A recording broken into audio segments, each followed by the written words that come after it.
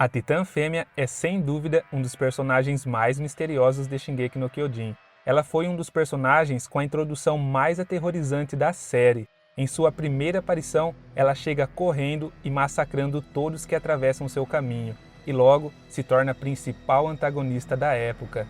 E nesse vídeo vamos ver todos os detalhes sobre esse titã e também analisar as principais características de cada uma das titãs fêmeas do passado que foram mostradas nos últimos capítulos do mangá.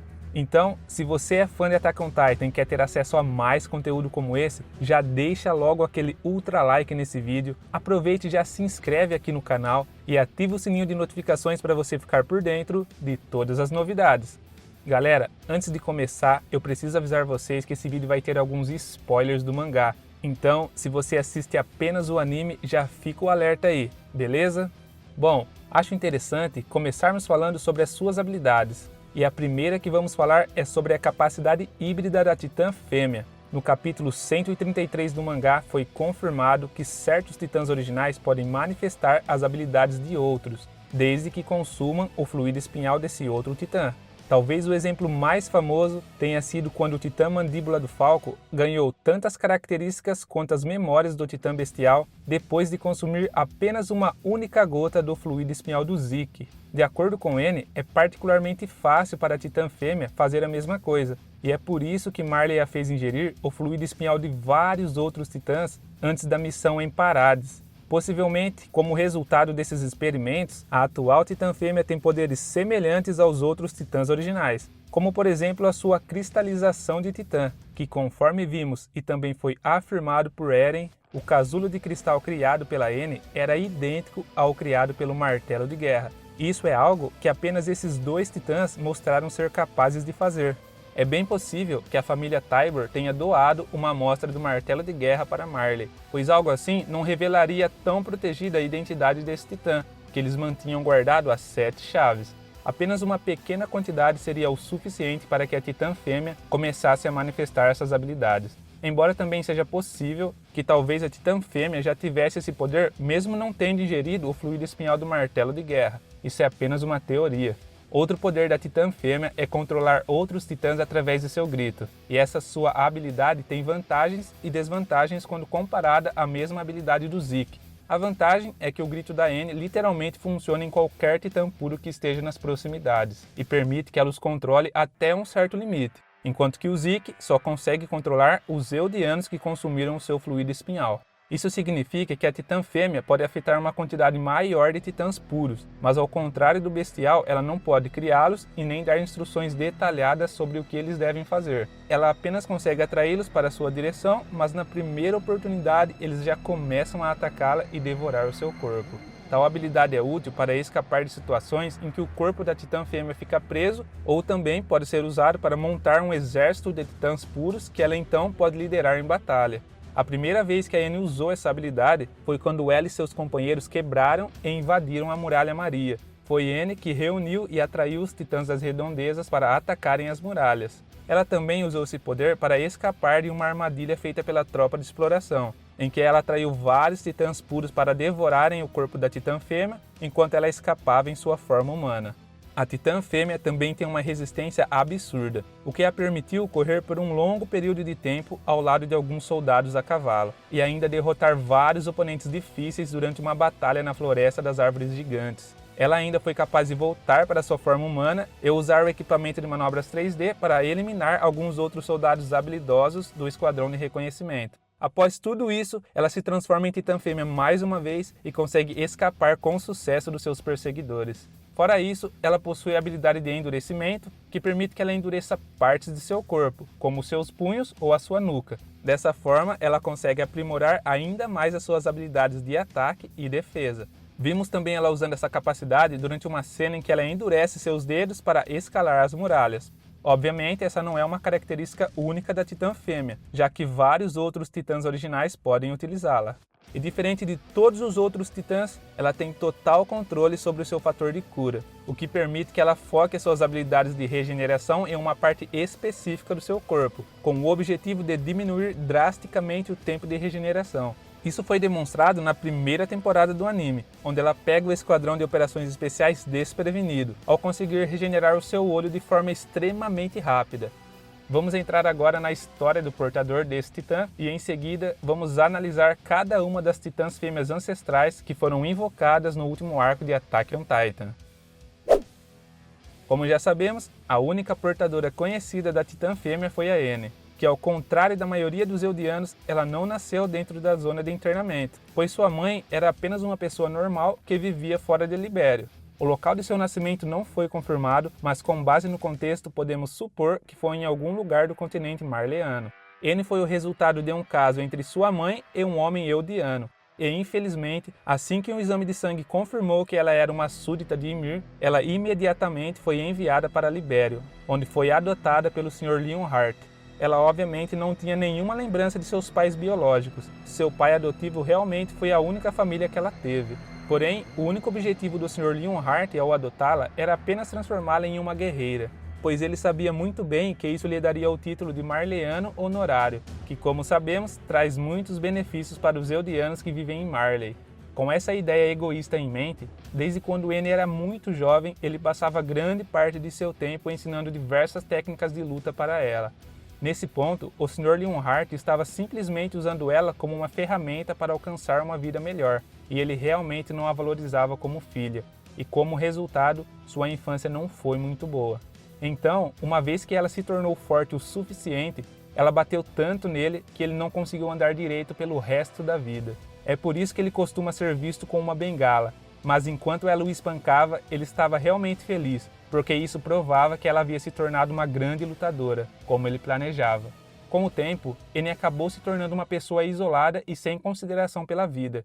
Vimos isso acontecer durante o tempo dela como uma candidata guerreira, já que raramente ela se socializava com o grupo. E devido a principalmente as suas habilidades em artes marciais, ela foi selecionada para herdar a titã fêmea, e era considerada por Marley como a guerreira perfeita, pois mesmo em sua forma de titã, ela era capaz de usar com perfeição as suas extensas técnicas de luta para destruir as nações inimigas. Ao longo dos próximos 2 anos, eles dariam a ela o fluido espinhal de alguns outros titãs para que ela consumisse, o que possivelmente a levou a adquirir novas habilidades, como mencionamos anteriormente. Na manhã da operação na Ilha Parades, o Sr. Leonhardt finalmente se desculpou, pois ele sabia que havia uma grande chance de Ene nunca mais voltar. Nesse momento, ele reconheceu que tudo o que havia feito com ela estava errado, e que seu status de Marleano Honorário não significava nada se ela não voltasse para casa. Então, ele a fez prometer que um dia voltaria para Marley, e isso acabaria gerando um impacto profundo no psicológico da Ene. Ela deixou de realmente se importar com a missão, e sua única motivação era voltar para casa. Vimos isso logo no início da missão, onde após a morte de Marcel, Ene disse que eles deveriam voltar imediatamente para Marley, embora Rainer tenha conseguido convencê-los a continuar. Ene também foi a mais proativa em tentar completar a missão e voltar para Marley. Ela foi além, agindo disfarçada dentro das muralhas e espionando membros da polícia militar, na esperança de que isso a levasse mais perto da família real, pois ela e seus companheiros acreditavam fielmente que a família real ainda tinha posse do Titã Fundador, e não sabiam que Grisha havia roubado e passado os poderes para Eren. Depois de seu encontro com Kenny Ackerman, ela novamente argumentou que eles deveriam retornar para Marley, mas a ideia mais uma vez foi rejeitada por Rainer. Eles não tinham a permissão de voltar para Marley sem nada para mostrar. Então, mesmo não sabendo que o Eren tinha o poder do tão desejado Titã Fundador, em diversas ocasiões eles tentaram capturá-lo, pois ao adquirir o Titã de Ataque perdido, era pelo menos algo que eles poderiam usar para dizer que a missão não havia sido um completo fracasso. Se eles tivessem capturado Eren para Marley, Ene então teria sido capaz de voltar para seu pai e possivelmente viver os anos restantes que ela ainda tinha. É por isso que ela estava chorando depois de sua derrota, porque ela sabia que não seria capaz de cumprir a promessa que havia feito de retornar. Agora que conhecemos a fundo sobre esse titã, gostaria de dar minha opinião sobre essa questão polêmica, se um homem pode ou não herdar a titã fêmea. Na minha opinião, eu definitivamente acredito que um homem poderia sim adquirir esse titã original, mas provavelmente acabaria como uma versão sem pele do titã de ataque. É importante lembrar que todos os 9 titãs originais são derivados do titã fundador original de Ymir Fritz, portanto, qualquer um dos 9 pode ser herdado pelos descendentes de Ymir. Uma vez que ela é ancestral direta de cada Eldiano que vimos na série, significa que qualquer descendente de Ymir, seja homem ou mulher, seria capaz de herdar esse titã original se eles comessem o seu portador. Afinal, a titã fêmea só tem esse nome porque exibe traços femininos quando uma mulher é sua portadora, ao contrário do titã quadrúpede e do titã mandíbula, que pelo que vimos é neutro em relação a gênero, mesmo quando possuído por mulheres. O fundador é o único outro titã original conhecido por ter um corpo com características femininas quando seu portador é uma mulher, e mesmo assim nunca foi chamado de titã fêmea ou algo do tipo.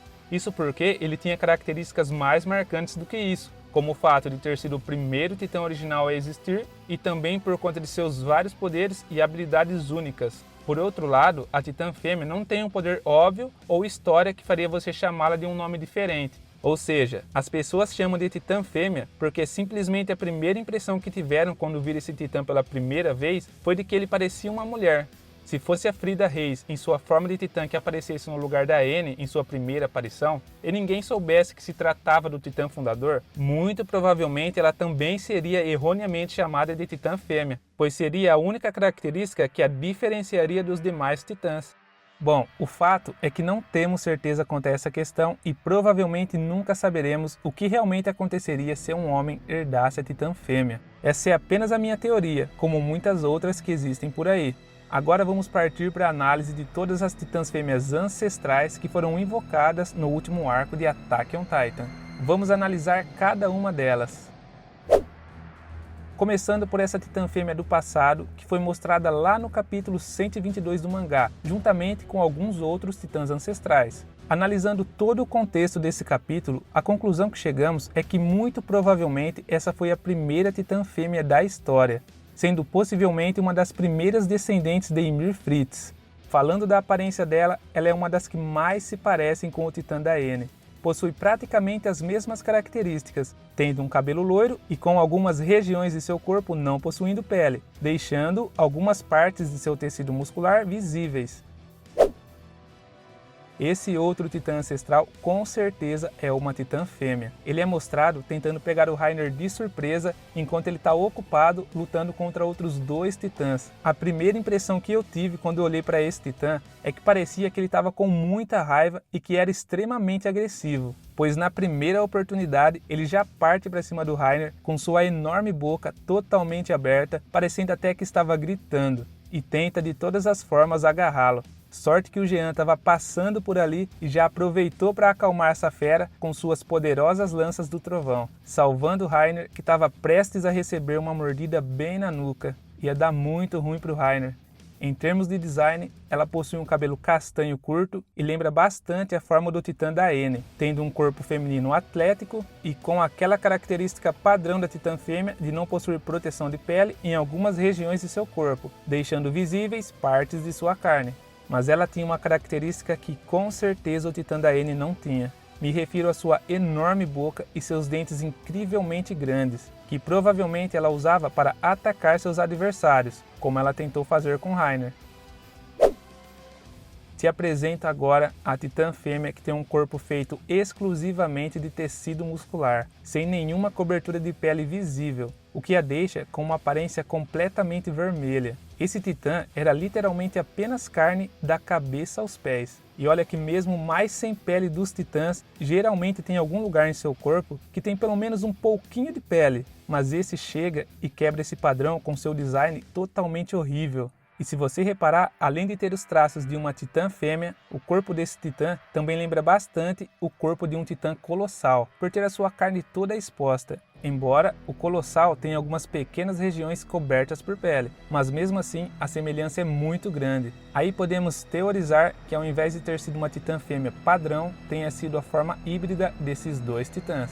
Imagina o quão assustador teria sido se fosse essa coisa que tivesse perseguindo a tropa de exploração ao invés da versão da Ene. Acho que muitos fãs passariam a ter pesadelos com essa cena, um titã digno de um filme de terror.